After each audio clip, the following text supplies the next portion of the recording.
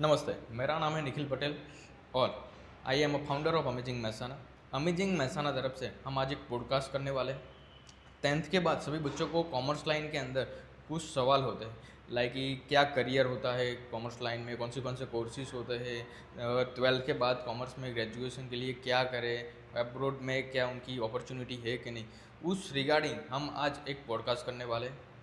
उसके रिगार्डिंग हमारे पॉडकास्ट के हमारे अतिथि हो गए रवि सर, जो अचीवर्स एकेडमी के ऑनर है और आरजे इंटरनेशनल स्कूल के एचओडी ऑफ कॉमर्स डिपार्टमेंट में हैं, जिन्होंने कई सारे बच्चों को कॉमर्स लाइन में आगे भेजा है, उनका करियर बिल्डअप किया है। चलो आज मिलते हैं रवि सर से। नमस्ते सर। नमस्ते। 10th के बाद हम कॉमर्स लाइन में कैसे आगे बढ़ सकते हैं? कॉमर्स लाइन एक इतनी बढ़िया लाइन है। जब भी कोई भी बच्चा अगर सोचता है कि उसे कॉमर्स फील्ड में आता है, तो मैं थोड़ा एक हल्के मूड में ये कहता हूँ कि जहाँ पैसा है वहाँ कॉमर्स है, जहाँ कॉमर्स है वहाँ पैसा है। सारी स्ट्रीम्स एक दूसरे की पूरक होती है, पर मेरे हिसाब से कॉमर्स एक ऐसी स्ट्रीम है जो बच्चों को ऐसे सब्जेक्ट्स पढ़ाती है जो रियल लाइफ एप्लीकेशन सिखाती है। अच्छा। तो यही कॉमर्स का एक बढ़िया इंपॉर्टेंस है। कॉमर्स अगर किसी बच्चे को लेना है तो मेनली उसे पहले ये जानना चाहिए कि 11th और 12th स्टैंडर्ड के अंदर कौन से सब्जेक्ट्स पढ़ाए जाते हैं। डन। अभी हम गुजरात में हैं तो बच्चों को गुजरात के रिलेटेड हम आइडिया देते हैं। गुजरात में जो जीसेट बोर्ड है उसके अंदर 7 सब्जेक्ट्स हैं। 7 सब्जेक्ट्स में मेन जो कोर सब्जेक्ट्स हैं उसमें आता है अकाउंटेंसी, उसके बाद आता है स्टैटिस्टिक्स, उसके बाद इकोनॉमिक्स, बिजनेस स्टडीज, फिर आता है ऑप्शनल सब्जेक्ट एंड लैंग्वेज की बात करते हैं तो लैंग्वेज में इंग्लिश कंपलसरी होता है इंग्लिश मीडियम में, गुजराती मीडियम में गुजराती कंपलसरी होता है, दोनों उसमें फर्स्ट लैंग्वेज होते हैं।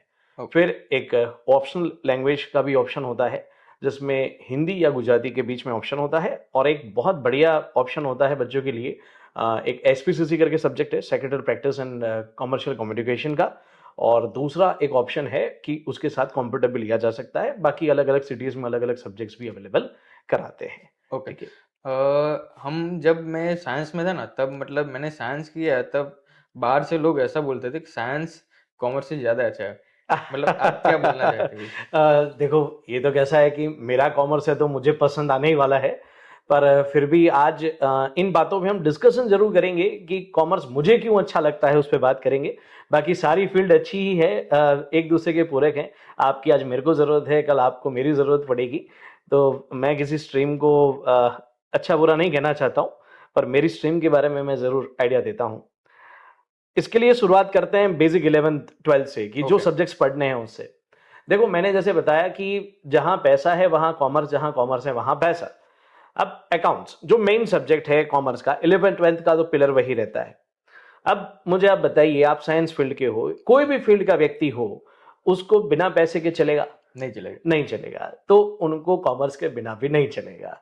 करेक्ट। 100%। अब पैसा है, एक मतलब कि फिनेंशियल मॉनेटरी ट्रांजेक्शन्स होते हैं, तो अब इतने ज्यादा ट्रांजेक्शन्स होते हैं तो उनको रिकॉर्डिंग की जरूरत पड़ती है, और रिकॉर्डिंग की जरूरत पड़ती है तो वहां पे अकाउंट्स की जरूरत पड़ती है। तो बेसिक मैं ये कह सकता हूं कि अकाउंट्स ऐसा सब्जेक्ट है हर फील्ड में जरूरत पड़ेगी। अच्छा। चाहे मतलब आप मान लो कि मेडिकल फील्ड की बात हो, कॉमर्स की जरूरत है, मतलब कि उसमें अकाउंट्स की जरूरत है। ओके। इंजीनियरिंग फील्ड जरूरत है। तो ऐसा नहीं है कि सिर्फ कॉमर्स की कोई अलग फील्ड्स हैं और वहां पे ही कॉमर्स की जरूरत है।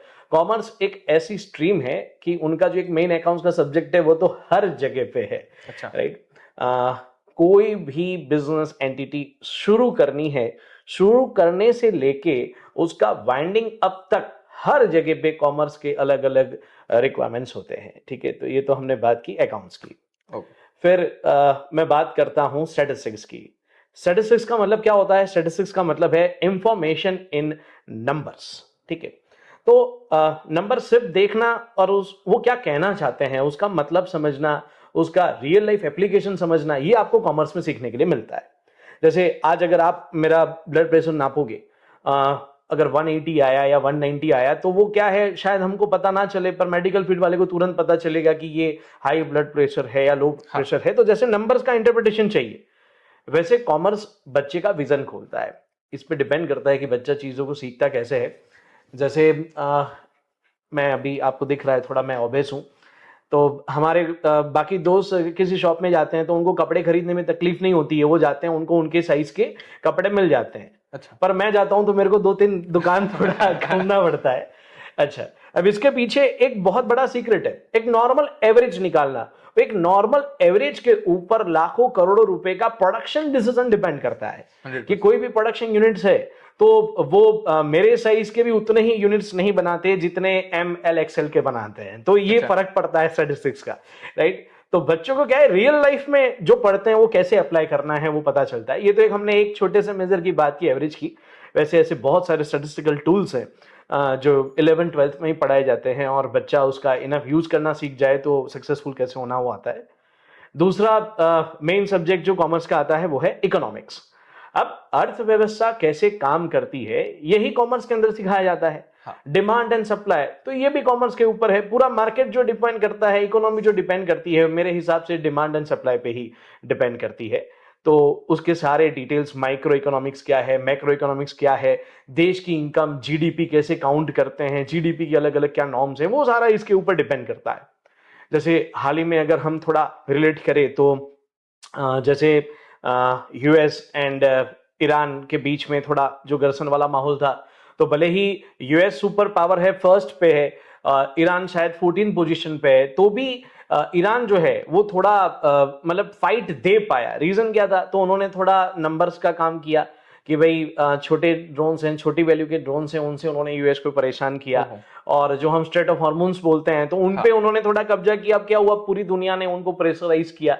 तो वॉर जो है वो सिर्फ हथियारों पे नहीं पर आर्थिक तौर पे भी आर्थिक चलने तौर पे। लगा है। तो वो इकोनॉमिक्स क्या है वो हमें यहाँ पे समझने के लिए मिलता है, करेक्ट। दूसरा फिर सब्जेक्ट है चौथा, तो बिजनेस स्टडीज। अब अपने गुजरात में है, गुजरात के खून में बिजनेस है, આપણે એવું કહીએ કે ગુજરાતની લોહીમાં ધંધો છે। तो अब बिजनेस सिखाने वाला फील्ड तो कॉमर्स फील्ड है। Commerce field. तो कोई भी बिजनेस करना है तो उसका आइडिया उसमें मिलेगा। फिर तो लैंग्वेज प्रेफरेंसी आ जाती है, इंग्लिश में लैंग्वेज प्रेफरेंसी आ गया। फिर एक रीजनल लैंग्वेज को भी हम साथ में रखते हैं। और फिर जो उसके साथ ऑप्शनल सब्जेक्ट्स हैं जैसे SPCC, secretary practice and commercial communication हो गया, या फिर कंप्यूटर हो गया, तो ये सारे मतलब बच्चों को ऑलराउंड एक अच्छा फुल पैकेज देता है कि बच्चे के लिए बहुत बढ़िया बेस बनता है उसके आगे की लाइफ के लिए। अच्छा। जी। सर, हमारे गांव में जो बच्चे हैं ना, उनको एक 10th के बाद में एक मतलब अंदर वो प्रश्न करते हैं अपने आप को कि 10th के बाद वो साइंस ले, डिप्लोमा में जाए या कॉमर्स लाइन में जाए। तो कॉमर्स लाइन में आप क्या कहना चाहते हो? देखिए, इसमें कैसा है कि हर एक फील्ड के, मैंने पहले भी बताया कि फायदे नुकसान होते हैं, हर एक फील्ड का एक और अपना क्या अलग मतलब इम्पोर्टेंस है। रिजल्ट के नंबर से हम डिसाइड कर सकते हैं कौन सी फील्ड में जाए? नहीं नहीं नहीं, देखिए हाँ, एक मिथ चलता है कि होशियार बच्चे साइंस फील्ड में जाते हाँ। हैं, वीक बच्चे कॉमर्स में जाते हैं, ऐसा तो बिल्कुल उसके नहीं बारे है। में क्या कहना है? उसके लिए निखिल भाई हम क्या करेंगे, मैं आपको मेरे स्टूडेंट्स को मिलवाऊंगा किसी एक दिन, तो आपको पता चलेगा कि भाई 15-20 बच्चे ऐसे हैं जिनके 90+% है, फिर भी उन्होंने कॉमर्स लिया है।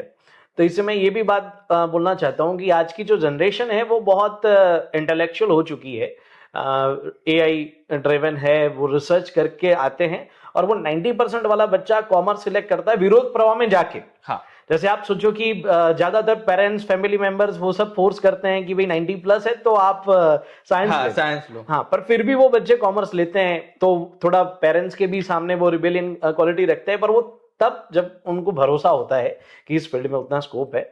वो तो मैं आपको अभी इन डिटेल आगे ग्रेजुएशन, प्रोफेशनल कोर्सेज उसके बारे में बताऊंगा, आपको आइडिया आ जाएगा। और कॉमर्स एक इतनी बढ़िया फील्ड है, वो कोई भी परसेंटेज वाला बच्चा होगा उसको अपने अंदर समा सकता है बहुत अच्छा। खूबसूरती से।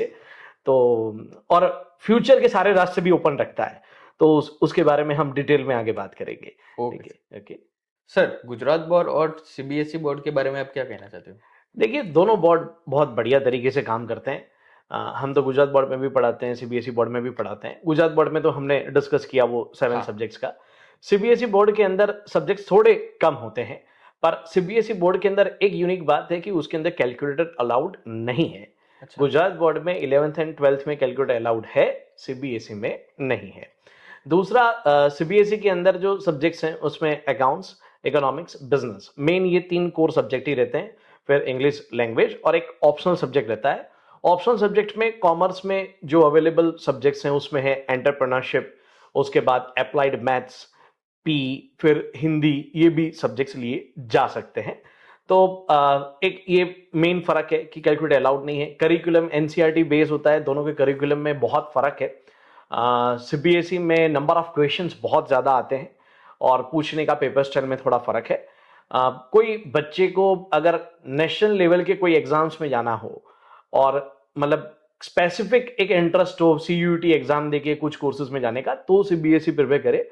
बाकी हमारे बच्चे गुजरात बोर्ड के हो या सीबीएसई बोर्ड के हो, लगभग सबको इक्वल प्लेटफॉर्म मिल जाता है। सीबीएसई बोर्ड में स्टैटिस्टिक्स सब्जेक्ट इकोनॉमिक्स के अंदर आ जाता है सिर्फ 11th स्टैंडर्ड में। 12th में स्टैटिस्टिक्स के नाम का सब्जेक्ट नहीं है, तो ये बेसिक फर्क पड़ता है गुजरात बोर्ड में और सीबीएसई बोर्ड में। अच्छा Okay. सर, हमने अब 11th और 12th की बात तो कर ली, बट ग्रेजुएशन में नॉर्मल कौन से कोर्सेज हैं? ओके, देखिए 11-12 की तो नॉर्मल बात हुई, और एक मेन मिथ होता है लोगों को कि कॉमर्स में स्कोप कम है। तो मैं ट्राई करता हूँ वो चीज़ें कवर करने का कि जो बच्चों को बहुत हेल्पफुल होगा।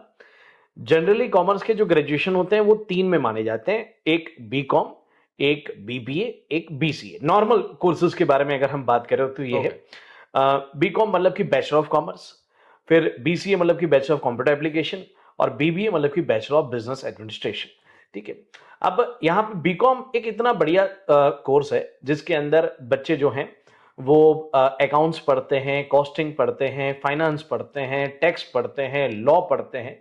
तो हर तरीके के सब्जेक्ट्स जो हैं वो बीकॉम के अंदर कवर होते हैं।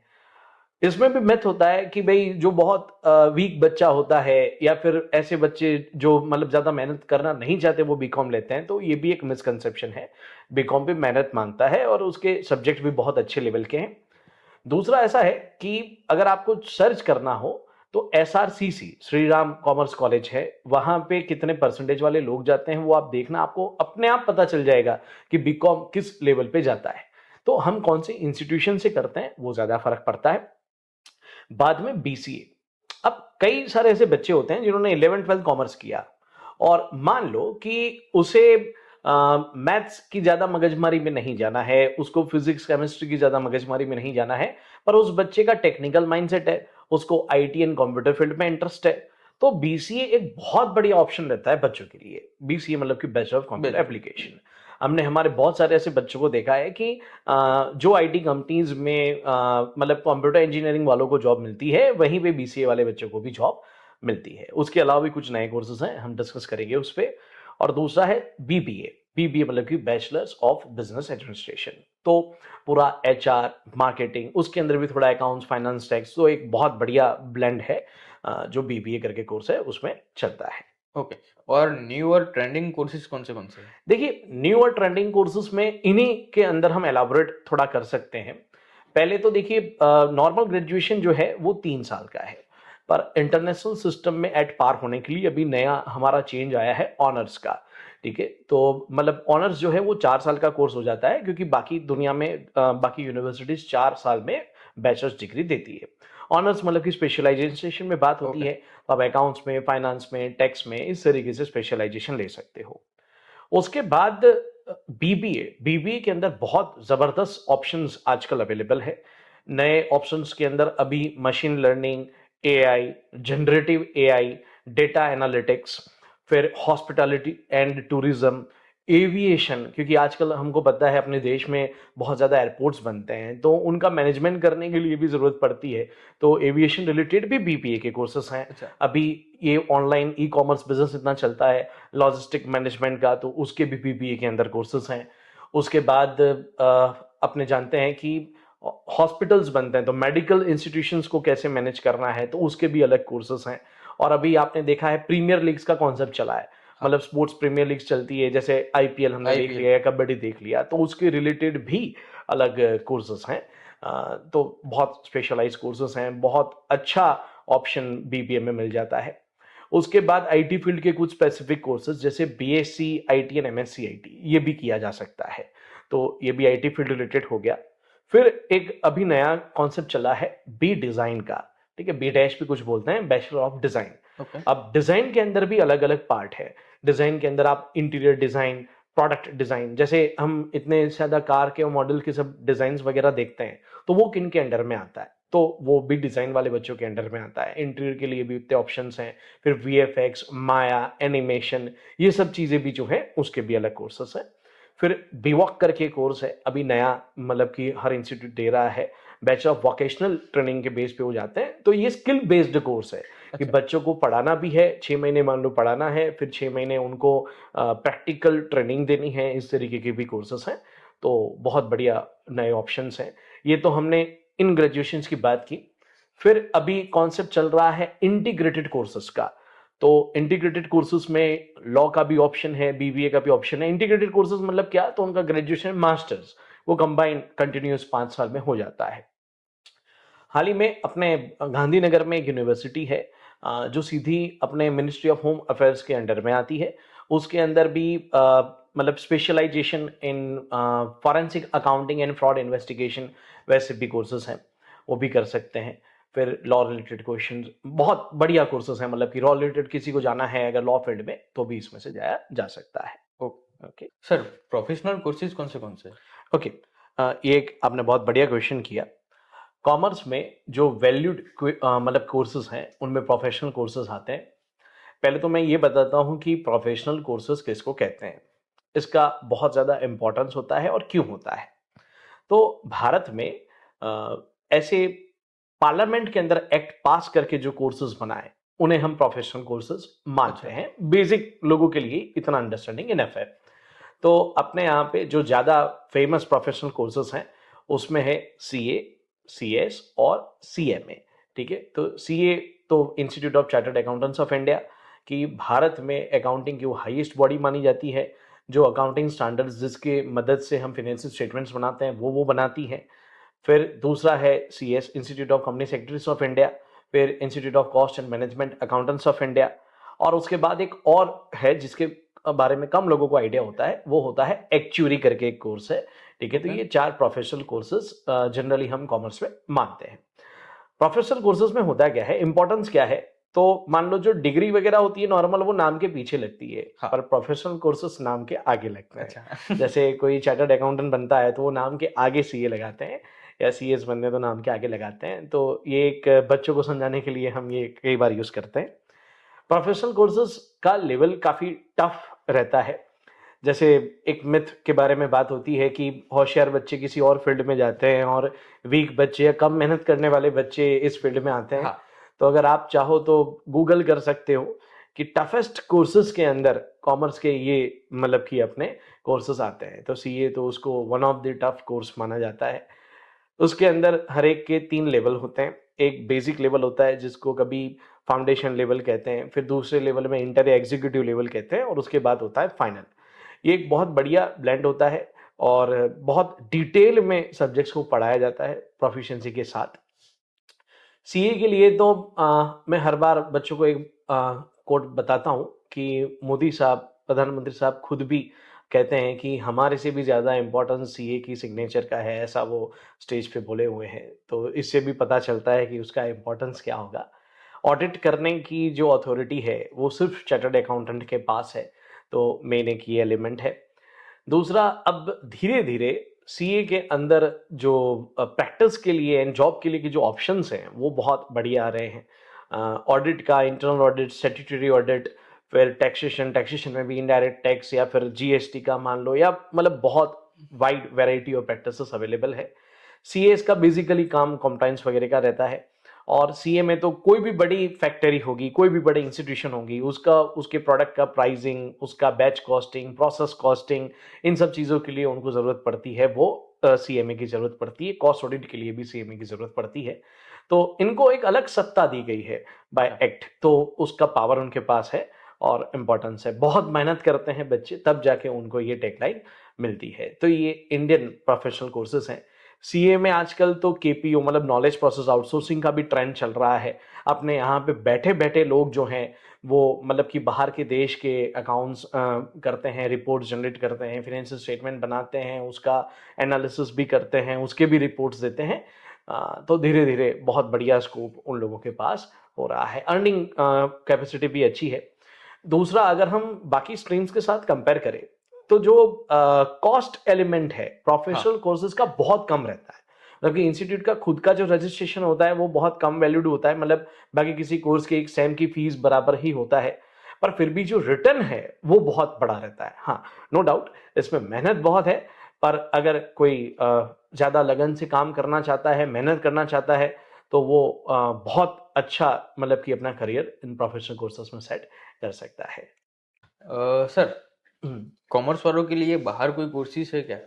हाँ, मतलब ये भी मिसकॉन्सेप्शन होता है कई लोगों का कि कॉमर्स है तो वो बच्चा एक कंट्री तक सीमित हो जाता है। इसका सिनारियो पूरा उल्टा है। कॉमर्स इतने सारे ग्लोबल कोर्सेज प्रोवाइड करता है, और वो भी बच्चा इंडिया से कर सकता है कि अच्छा, जिससे, ऐसा? हाँ यस, इंडिया से बच्चा कर सकता है।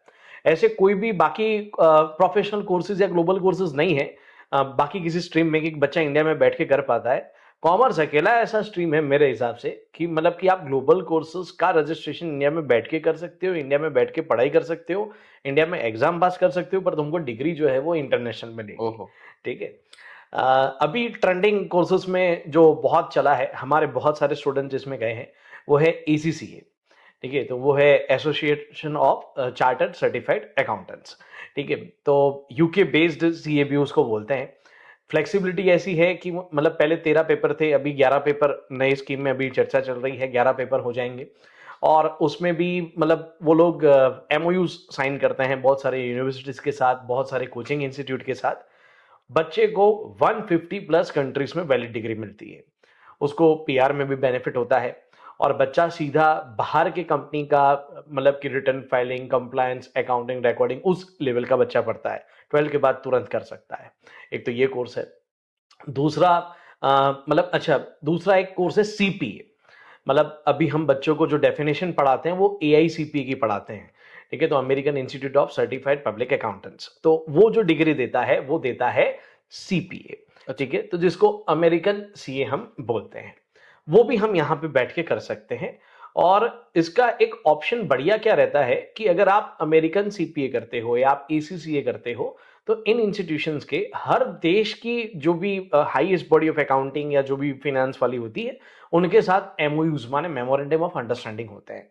तो वो डिग्री लेके आप लोकल टैक्स के, लोकल लॉ के पेपर देके, एक दो पेपर देके आप दूसरे देश के भी सीए बन सकते हो। तो ये ऑप्शन है कॉमर्स के पास। अच्छा। अगर आपने यूएस मतलब कि सीपीए कर लिया, फिर आपके लिए कैनेडियन सीपीए बनना इजी है। कनाडा का किया हुआ है तो ऑस्ट्रेलियन के लिए भी इजी है, न्यूजीलैंड के लिए भी इजी है।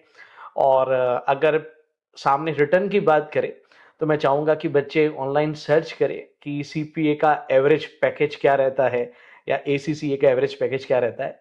अभी हमारे बच्चे जो एसीसीए कर रहे हैं, अभी हो नहीं गए हैं, उनको भी जो स्टाइपन मिलता है वो मिनिमम 35-40,000 मिल जाता है।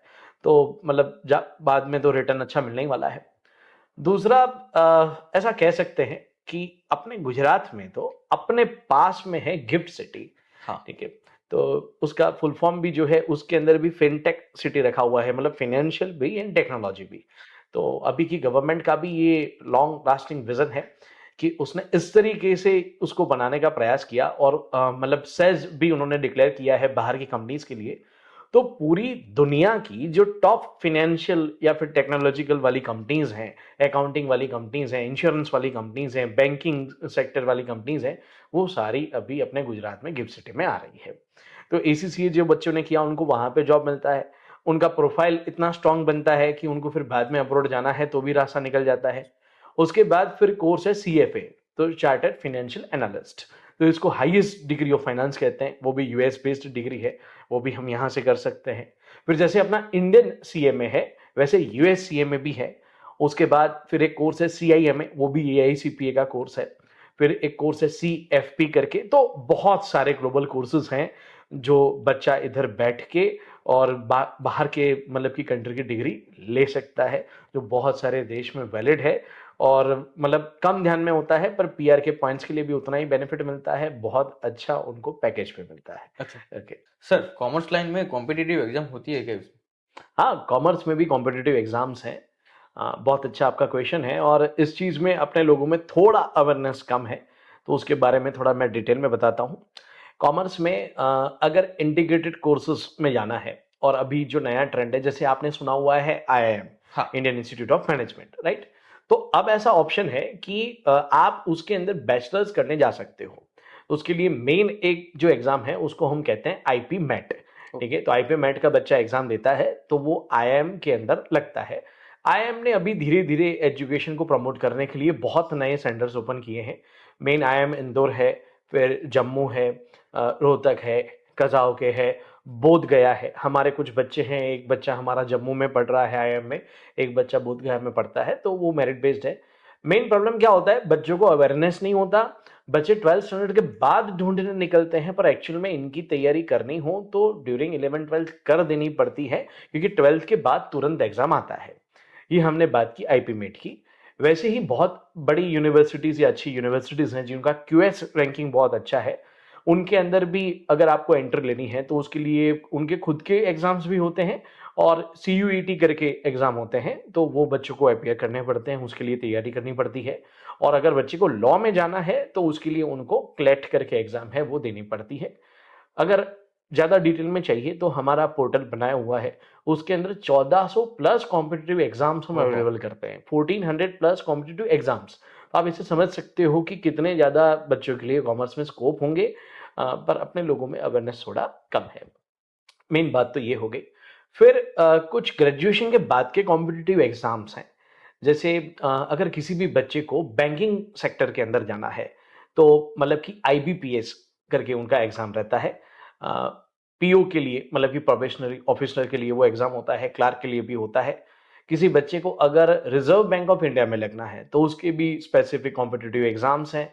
फिर अगर किसी बच्चे को मान लो कि इंश्योरेंस फील्ड में जाना है, उसको डेवलपमेंट ऑफिसर बनना है, तो उसके लिए भी कॉम्पिटिटिव एग्जाम्स हैं। तो हर एक फील्ड ने खुद के अपने कॉम्पिटिटिव एग्जाम्स रखे हुए हैं।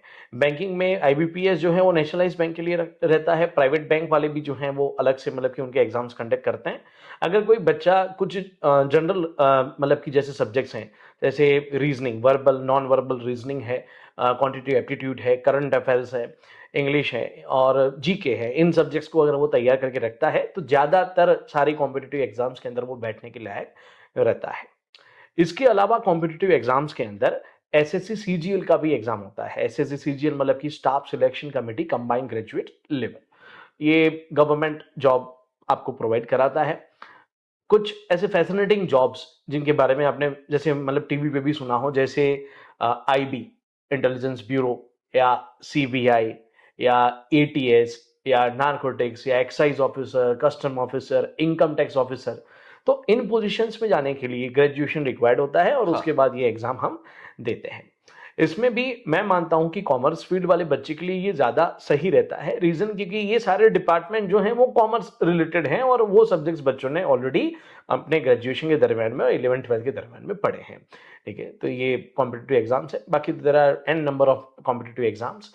बच्चा रेलवे के अंदर भी जाता है, स्टैटिस्टिकल ऑर्गेनाइजेशन के अंदर भी जाता है, कारो करके इंस्टीट्यूशन है गवर्नमेंट की, मतलब कि जो मतलब ऑडिट करता है उन सेक्टर्स का, पब्लिक सेक्टर्स का उनका, तो उनके भी अलग कॉम्पिटिटिव एग्जाम्स हैं। तो there are an number of exams and limitless opportunities for commerce students. Sir उसके अलावा क्या और ऑप्शन है? देखो, बहुत बढ़िया ऑप्शंस होते हैं। मतलब कॉमर्स में हम बात करेंगे तो शायद 4-5 घंटे भी अपने को कम पड़ेंगे।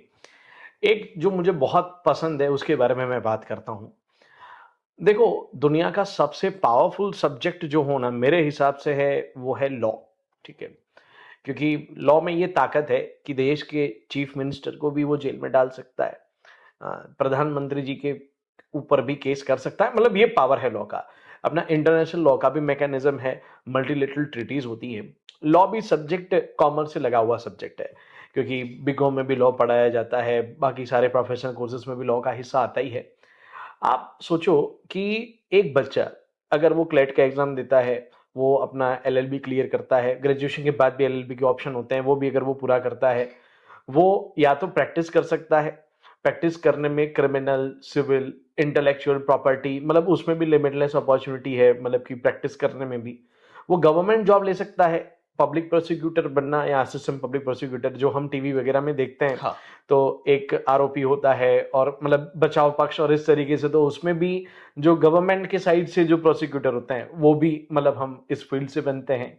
और एक संवैधानिक पोजीशन कि जिनको रिस्पेक्ट आईएएस ऑफिसर को भी देना पड़ता है, आईपीएस ऑफिसर को भी देना पड़ता है, हर किसी को देना पड़ता है, वो है पोजीशन ऑफ जज। तो इंडियन जुडिशियल एग्जामिनेशन होती है, उनमें बच्चा अपीयर होता है और वो सीधा जज बनता है। धीरे धीरे उसके प्रमोशंस के भी ऑप्शंस होते हैं, रिकमेंडेशन के भी ऑप्शंस होते हैं। तो ये एक बहुत बढ़िया ऑप्शन है। और अगर कोई एक ऐसा व्यक्ति है कि जिसे रिस्पेक्ट पसंद है, जिसे देश के लिए कुछ करना है, न्याय प्रिय व्यक्ति है, तो वो इस फील्ड में जा सकता है। करेक्ट, बहुत अलग privileges, perks facilities, respect, social status सब मिलता है। ओके, ओके सर, क्या टीचिंग फील्ड में भी ऑप्शन होते हैं? मैं हूँ सामने। ठीक है, पर ठीक है, टीचिंग फील्ड में भी बहुत बढ़िया ऑप्शंस हैं। हर एक बोर्ड जो होता है वो खुद रिक्रूट करता है, मतलब कि गवर्नमेंट जॉब ही है वो देता है। बहुत अच्छा पैकेज होता है, मंथली 70,000 90,000 तक के मतलब कि होते हैं। पीजीटी टीचर्स भी बोलते हैं, पोस्ट ग्रेजुएट टीचर्स के भी केंद्रीय विद्यालय जो है उसके भी खुद के रिक्रूटमेंट एग्जाम्स होते हैं। दूसरा, व्यक्ति अगर असिस्टेंट प्रोफेसर या प्रोफेसर बनना चाहता है तो उसके भी कॉम्पिटिटिव एग्जाम्स हैं, नेट या स्लेट जैसे। और कॉमर्स भी लेना है पर आगे डॉक्टर लगाना है तो भी पॉसिबल है, आप पीएचडी कर सकते हो और पीएचडी करके भी प्रोफेसर बनने का एक लंबा प्रोसेस है, पर फिर पैकेज भी उस हिसाब से मिलता है। सरप्राइजिंग पैकेजेस होते हैं, मतलब महीने के 2-2 लाख 2.5 लाख रुपए तक के पैकेजेस होते हैं। तो टीचिंग फील्ड में भी जाया जा सकता है। इसमें सब्जेक्ट सिलेक्शन में मैं थोड़ा बच्चों को गाइड करना चाहूँगा। ज़्यादातर बच्चे अगर मान लो बीकॉम लेते हैं या ग्रेजुएशन करते हैं तो मेन सब्जेक्ट अकाउंट्स रखते हैं, फिर एडिशनल सब्जेक्ट में ऑडिट या फिर एडिशनल सब्जेक्ट में स्टैटिस्टिक्स रखते हैं। अगर कोई बच्चा उसको स्टैटिस्टिक्स बहुत पसंद है और उसने ग्रेजुएशन में मेन सब्जेक्ट एज स्टैटिस्टिक्स रख दिया तो उसके गवर्नमेंट टीचर बनने के या फिर बाद में प्रोफेसर लगने के चांसेस बढ़ जाते हैं, क्योंकि अभी हमने जो इन्फॉर्मेशन हमको मिल रही है उस हिसाब से ऐसा है कि स्टैटिस्टिक्स के लिए क्वालिफाइड टीचर्स अभी नहीं मिल रहे, क्योंकि ज़्यादातर लोग अकाउंट्स ले रहे हैं। हाँ। तो और कुछ ऐसी इंस्टीट्यूशंस भी है स्टैटिस्टिक्स रिलेटेड, तो बच्चे को अगर किसी को स्पेसिफिक नंबर्स पसंद है तो वो ऐसा भी सिलेक्ट कर सकता है। टीचिंग फील्ड में भी बहुत बढ़िया ऑप्शन है कॉमर्स में से। सर, क्या कॉमर्स में से सिविल सर्विस में जा सकते हैं? जरूर जा सकते हैं। ऊपर से सिविल सर्विस में बच्चा अगर कॉमर्स से जाता है तो उसको एक सपोर्टिव हैंड मिलता है, क्योंकि सिविल सर्विसेज के अंदर इकोनॉमिक्स पढ़ना पड़ता है, टैक्स पढ़ना पड़ता है, लॉ पढ़ना पड़ता है, और वो कॉमर्स में ही सिखाया जाता है। कई बार ऐसा भी होता है कि सिविल सर्विस की तैयारी करने वाले बच्चे होते हैं, वो हमारे पास आके 11th-12th के क्लास में भी बैठ के पढ़ते हैं। अच्छा। ठीक है। यूपीएससी से ज़्यादातर लोगों को आईएएस, आईपीएस, आईएफएस तो पता ही होता है। हाँ। वो तो हम कर ही सकते हैं। उसके अलावा इंडियन रेवेन्यू सर्विसेज, मतलब income tax, direct tax, indirect tax, accounts and audit departments के भी होते हैं। फिर डिफेंस के अंदर भी अकाउंटिंग के मतलब कि ऑप्शंस होते हैं। बहुत सारे ऐसे ऑप्शंस जो हमने सोची भी नहीं होते, लोगों ने कभी सर्च भी नहीं किया होता, उतना कॉमर्स से उसमें जाया जा सकता है। तो सिविल सर्विस में भी उतने ही अपॉर्चुनिटीज़ है। सीधा क्लास ए वाली पोजीशन में बच्चे पहुंचते हैं और अच्छी पोजीशन लेते हैं, अच्छी कमाई भी करते हैं। हाँ। Okay? ओके सर, आपने इतने सारे करियर ऑप्शन बताए, मुझे पता ही नहीं था इतना।